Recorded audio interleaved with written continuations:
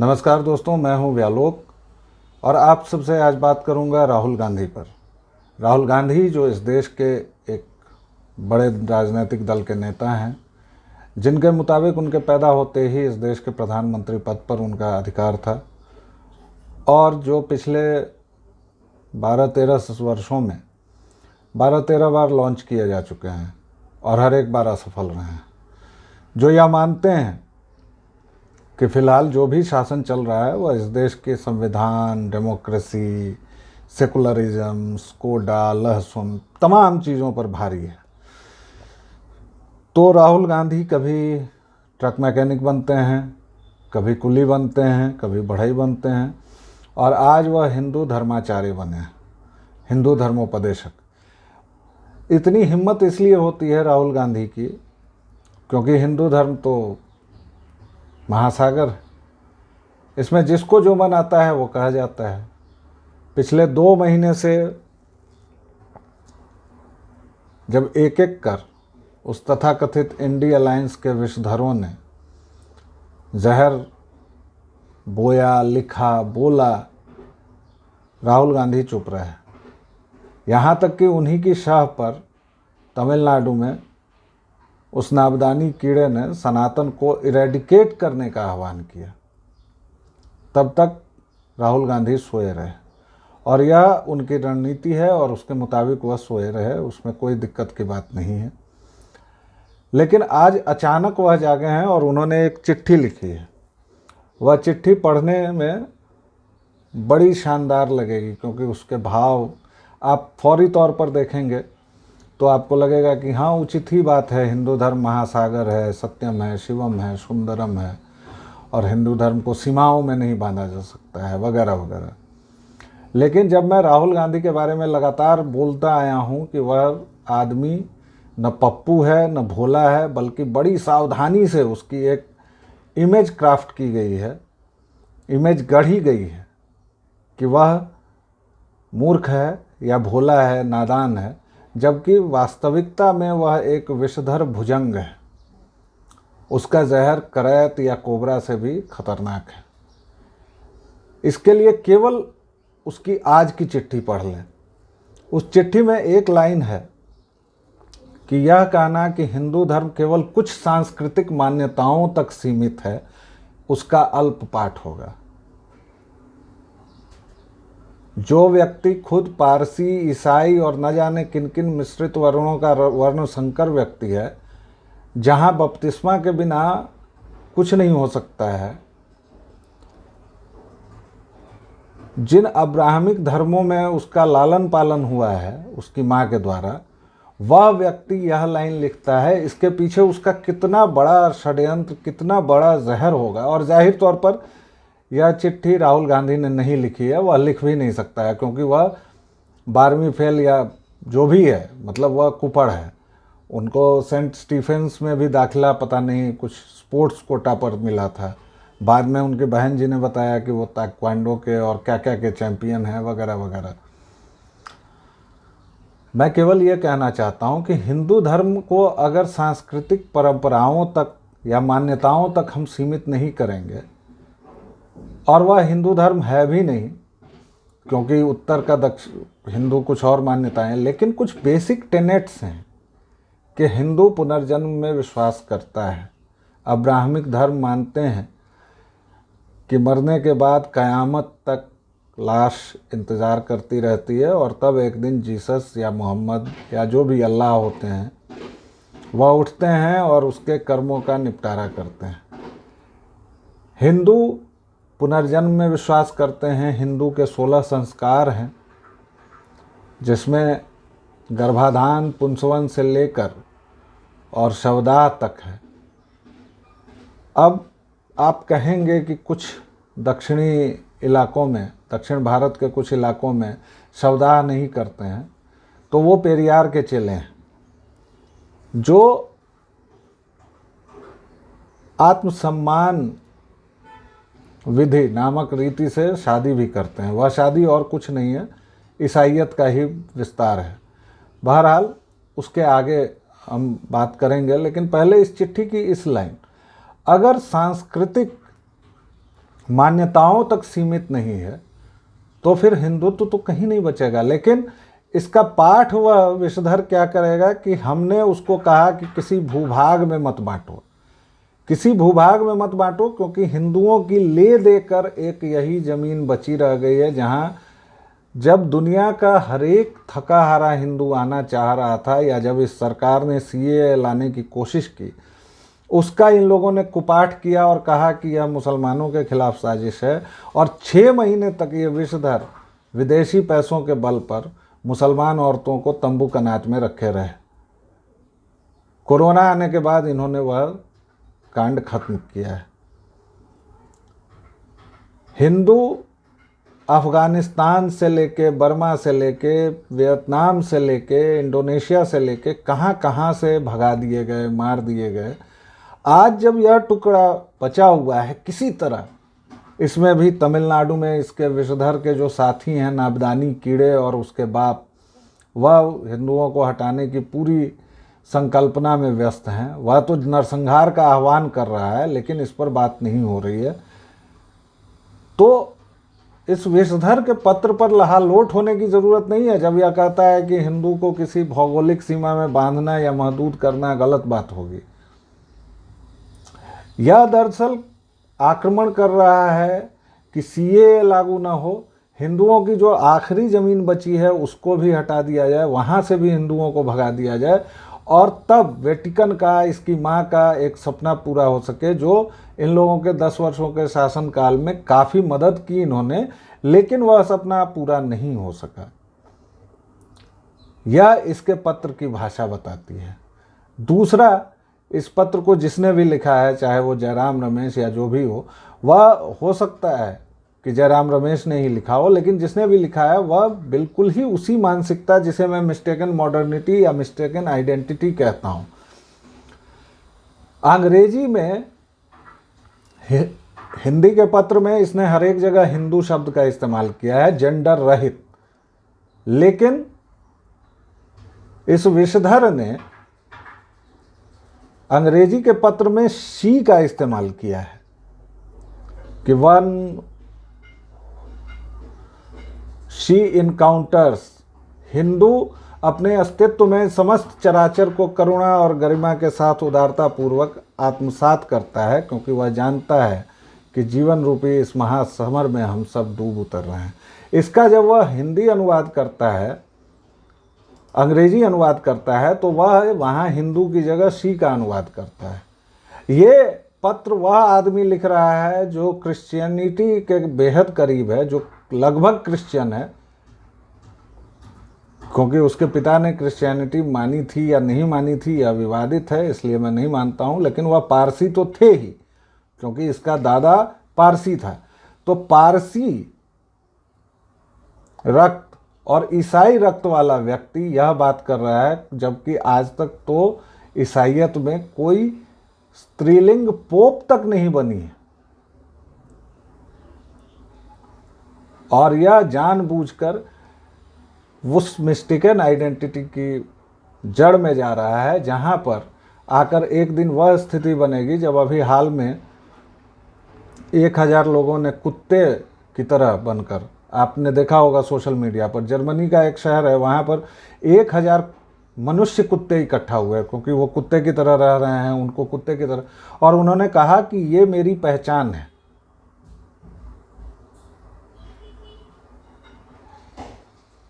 और हमें कुत्तों वाले अधिकार दिए हैं। तो ये जो आइडेंटिटी का चल रहा है LGBTQ+, उस प्लस में ये सारा कुछ आएगा। उतना ही नहीं, हमारे एक मित्र ने पूरी कथा लिखी है, उनको मैं प्यार से डॉक्टर साहब कहता हूँ, रंगनाथ सिंह, वो संपादक हैं, अच्छे पत्रकार हैं। आप उनकी वॉल पर जाके पूरा जर्मनी वाली घटना उन्होंने लिखी है। उसके अलावा उन्होंने अमेरिका की एक घटना लिखी है जिसमें एक युवती को यह भ्रम हो जाता है कि वह युवक है, उसके बदले कितनी पीड़ादायक उसकी ज़िंदगी होती है। वह घर से भाग जाती है 15 साल की अवस्था में, जिन लोगों के साथ भागती है वो उसका गैंग रेप करते हैं, फिर एक दूसरे को बेचता है, दूसरा तीसरे को बेचता है। किसी तरह 5-6 साल बाद जब उसका अपने माता पिता से वापस कांटेक्ट होता है, वह वापस आना चाहती है, तो भी वहाँ की पुलिस और वहाँ का जुडिशरी जो है वह कह रहा है कि ये माँ बाप उसके साथ ज़बरदस्ती कर रहे हैं, वह लैंगिक तरलता की अवस्था में।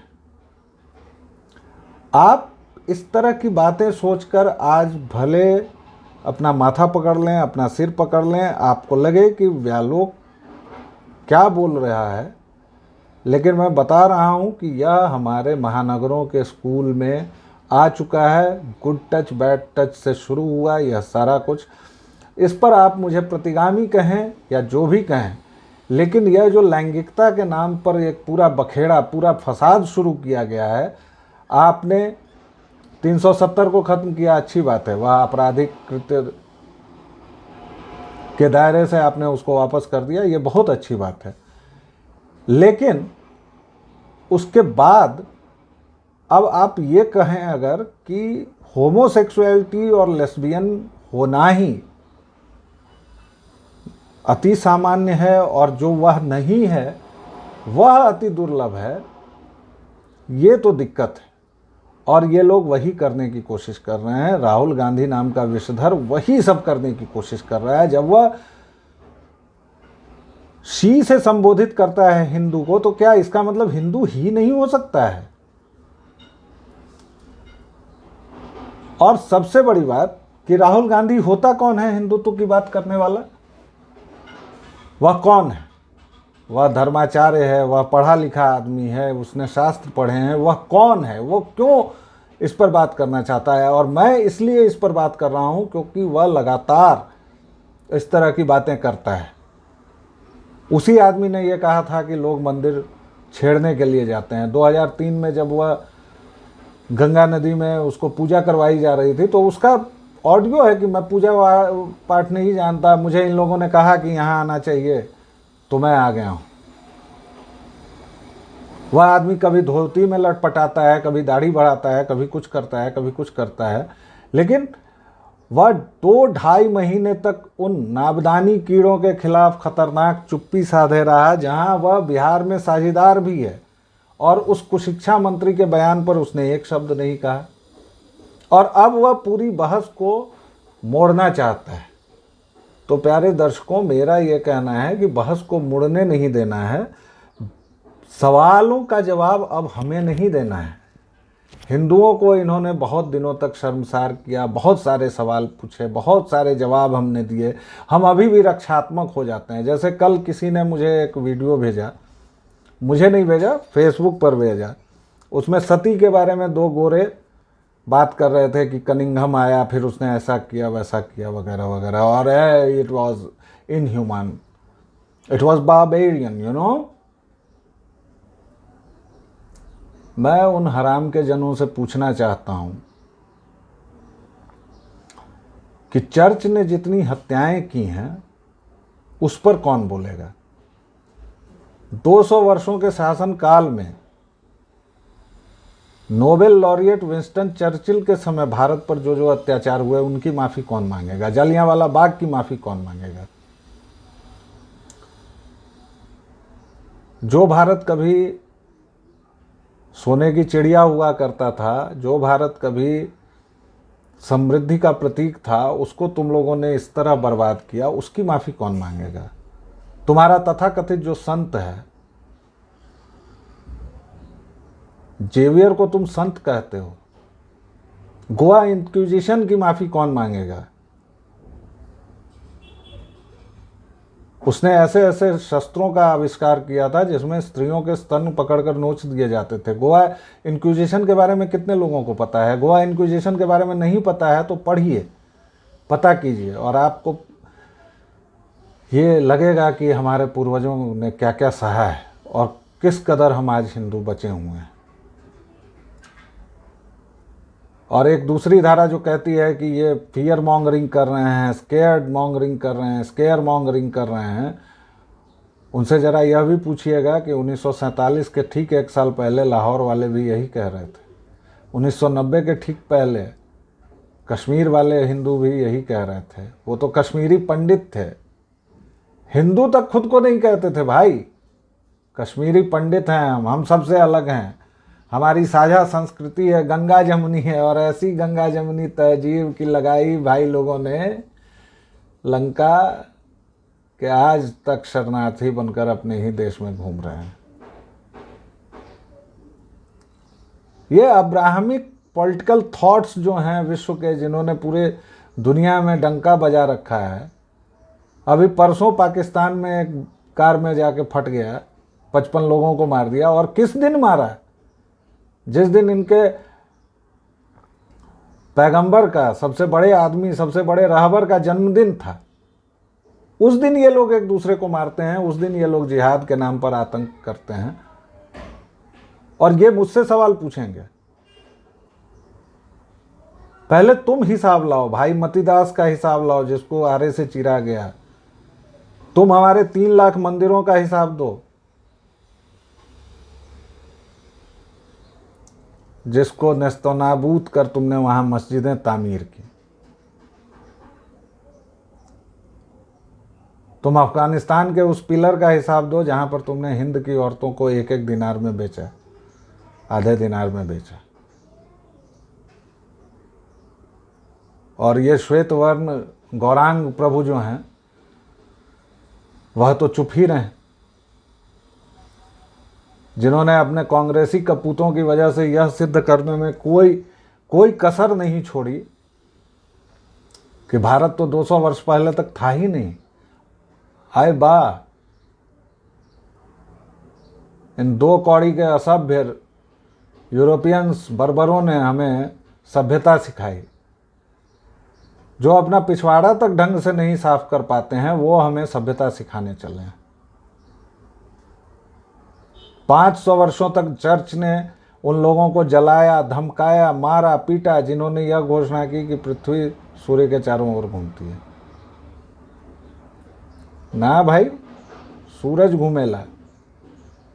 गैलीलियो, केपलर, कोपरनिकस, कितने नाम, कितनी यातनाएं। उन हजारों औरतों का हिसाब कौन देगा जिनको चर्च ने डायन कह के जला दिया?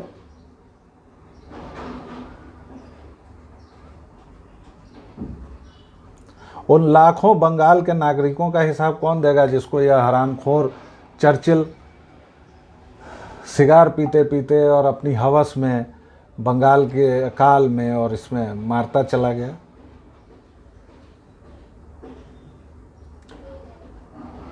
मैं वापस राहुल गांधी पर आता हूं, और वही मिस्टेकन मॉडर्निटी और आइडेंटिटी है जो आपसे जब इस तरह के सवाल पूछे जाएं तो आप कहिए कि हमने बहुत जवाब दे दिया और तुमको नहीं पता है तो तुम जाके सर्च करो। हमारे यहाँ सती नहीं होती है, और वह सती प्रथा क्या थी उसके बारे में जानो, समझो, तब बात करो। हमारे यहाँ काली कनातों में बंद नहीं किया जाता है इस घनघोर गर्मी में, जब पारा 40 डिग्री छू रहा हो। और तुम आज सड़कों पर निकल जाओ किसी भी अपने सो कॉल्ड, क्योंकि अब तो इस देश का कोर्ट बोलता है ना कि मुसलमानी इलाकों से आप रामनवमी के जुलूस न निकालें। अब तो इस देश में इलाके हैं, किसी भी मुसलमानी इलाके से निकल जाइए, काली कनातें, तंबू गिरती फिर जाएंगी। कैसी जहालत है यार, कैसा अत्याचार है। और उस अत्याचार को तुम कह रहे हो माई बॉडी माई चॉइस। और घूंघट के लिए तुमको बहुत दिक्कत हो जाती है, जबकि घूंघट तो अब है भी नहीं, और अगर है भी तो वह उस देश प्रदेश की भौगोलिक अवस्था है या जो भी है। और हिंदुओं ने कभी उसके लिए हंगामा नहीं किया, कभी 14 वर्ष की लड़की को उसके लिए बरगला कर और उसको हीरोइन नहीं बनाया जो तुम लोगों ने कर्नाटक में किया है। तो हिंदुओं ने बहुत जवाब दे दिया है। अभी एक हीरोइन है, ये लोग कैसे लोग हैं इनको देखिए। जैसे एक हीरोइन है करीना खान, वह अपने बच्चों का नाम तैमूर रखती है, जहांगीर रखती है। मतलब मानवीय इतिहास के 2 सबसे घृणित नाम हैं ये, सबसे घृणित। और वह करीना खान अगर मुझे लेक्चर देगी मेरे धर्म के नाम पर तो मुझे क्या करना चाहिए? सोनम कपूर जिसको ढंग से कुछ पता नहीं है, जिसका बाप अगर अनिल कपूर ना होता तो उसको एक ढंग की नौकरी नहीं मिलती, एक ढंग की फिल्म नहीं मिलती। उसकी इतनी हिमाकत है कि वह कह रही है कि हमारी संस्कृति अजीब है। क्यों? क्योंकि उसको अन्नप्राशन तो अब ये लोग कराते नहीं हैं, कुछ अजीब सा कराते हैं, ईसाइयत और इसका मिला उला। उसमें किसी ने शहद चटाने को कहा तो उसने पूरा लिखा कि मैं अपने बच्चे को शहद नहीं चटाऊंगी, मैं सेब खिलाऊंगी। अबे खिला भाई, तू अपने बच्चे को गू खिला और तू गू खा। किसी का इससे क्या लेना देना है?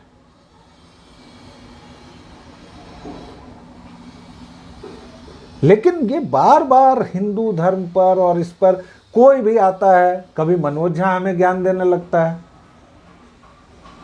जिसका मालिक चारा चोर है, जिसके अभी 2 छोटे मालिक हैं, वो दोनों अनपढ़ हैं, कुपढ़ हैं। कभी कोई चंद्रशेखर यादव आ जाता है, वह रामचरितमानस पर ज्ञान देने लगता है। कभी कोई फलाना आ जाता है। अभी एक और फिल्मी हीरोइन ने शादी की, श्राद्ध पक्ष में की, जब शादियां नहीं होती हैं हमारे यहाँ। ये धीरे धीरे करके देखिए, मैं वापस वो सिरा जोड़ता हूँ कि विवाह में हमारे यहाँ चटक रंग के लाल वर्ण हमारे यहाँ का वस्त्र का होता था। आप इस बीच की शादी देखिए, सारी शादियां देखिए हिंदू रीति रिवाज से सो कॉल्ड हो रही हैं, लेकिन उसमें वस्त्रों का रंग वह है जो कतई शुभ नहीं माना जाता है हमारे यहाँ, सफ़ेद। सफ़ेद वस्त्र को हम लोग अच्छा नहीं मानते हैं। अगर हम पूजा पर बैठते हैं और सफ़ेद धोती है तो भी उसमें हम हल्दी छुला देते हैं, और इन लोगों ने वही किया है। उसके बाद चूमना चामना, चर्च में जो शादी होती है वही, यही काम इनके वैचारिक पितृपुरुष पेरियार ने किया था, जब उसने आत्मसम्मान विवाह नाम देकर और ठीक चर्च की नकल में, या जो कॉमरेड्स की शादियां होती हैं, जैसे 2 कॉमरेड अगर शादी करेंगे, अब तो कम्यून बचे नहीं, कम्युनिज्म भी नहीं बचा, लेकिन पहले अगर ऐसा होता था तो कम्यून के साथियों के सामने वो जाते थे और बोलते थे कि हम लोग अब शादी कर रहे हैं, एक साथ रह रहे हैं, हाथ मिलाते थे और रहने लगते थे। पेरियार ने उसी की नकल की। तुम करो, तुमको जो करना है करो, क्योंकि हिंदू तुम्हें कभी भी मारने नहीं जाएगा। वह मुसलमान नहीं है, वह ईसाई नहीं है कि या तो तुम हमारे साथ नहीं तो गलत, या मेरा ही यीशु एकमात्र है, या मेरा ही मोहम्मद एकमात्र सच है। नहीं है, बहुत पानी बहा ईसा के बाद, मोहम्मद के बाद बहुत चीज़ें बदली, बदल सकती हैं, कुछ भी अपरिवर्तनीय नहीं है। कोई हमारी एक किताब नहीं है जिसको हम मान लें कि वो अपरिवर्तनीय नहीं है। लेकिन तुमसे नहीं सीखेंगे, तुम हमें मत बताओ। और वही काम ये राहुल गांधी कर रहा है। वह पूरी ईसाइयत को, आप सांस्कृतिक मान्यताओं को, इसका मतलब हमारा गर्भाधान गया, हमारा पुंसवन तो जा ही चुका है, हमारा निष्क्रमण चला गया, हमारा अन्नप्राशन चला गया, हमारा नामकरण संस्कार चला गया। उपनयन को इन लोगों ने इतनी गंदी चीज बता दिया, इतना गंदा स्वरूप दे दिया, विकृत स्वरूप दे दिया कि उपनयन चला गया। विवाह संस्कार को इन लोगों ने मजाक बना लिया है, जबकि हमारे यहाँ विवाह कोई कॉन्ट्रैक्ट नहीं है, कोई उपबंध नहीं है। हमारे यहाँ विवाह 7-7 जन्मों का बंधन है, और उसको इन लोगों ने मजाक बना दिया है। हल्दी में ये लोग डिजाइनर कपड़े पहन के चले जाते हैं। हल्दी का जब शरीर से स्पर्श नहीं हो तो वो हल्दी क्या है? और हल्दी का उस समय शरीर से क्यों स्पर्श कराते थे? श्राद्ध कर्म में ये लोग आजकल जो हमारी सेलिब्रिटीज हैं वो सर नहीं मुड़वा रहे हैं। और राहुल गांधी लिख रहा है कि कुछ सांस्कृतिक मान्यताओं तक इसको महदूद करना ठीक नहीं है, कुछ भौगोलिक सीमाओं तक इसको। तुम विश्व मानव बन रहे हो, तुम पहले ढंग से आदमी तो बन जाओ। तुम तो विषधर करैत हो, विषधर कोबरा हो, भुजंग हो। तुम मनुष्यता तुमने सीखी नहीं राहुल, और तुम चले हो विश्व मानव बनने।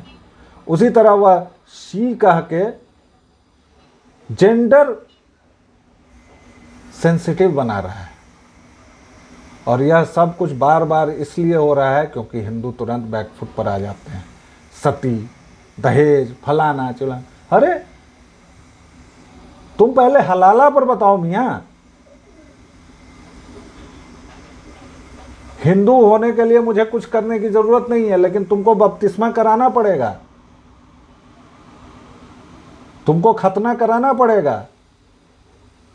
जिस क्रिया का नाम विधुड़ी ने कह दिया तो तुम इतना उसको लेके सिर पैर पर चढ़ गए हो, और जब सनातन को इरेडिकेट करने का आह्वान हुआ तो तुम्हारा कुछ नहीं हुआ। 2-2.5 महीनों से तुम चुप्पी साधे रहे, और आज एक सत्यम शिवम सुंदरम नीच अधम पतित इन भ्रष्ट लोगों से बातचीत बंद करना ही एकमात्र उपाय है। और बैकफुट पर आने की ज़रूरत नहीं है। हिंदुओं ने बहुत जवाब दे लिया। हिंदुओं को प्रश्न पूछना आना चाहिए। इनके नैरेटिव में फंसने का समय नहीं है। इनको पूछने दीजिए, पूछते रहेंगे। पहले तुम बताओ तुम्हारे यहाँ का क्या हाल है मियाँ। आज के लिए फ़िलहाल इतना ही। अगली बार अगला विषय मिलेगा तो अगली चर्चा करेंगे। फिलहाल दीजिए आज्ञा। नमस्कार।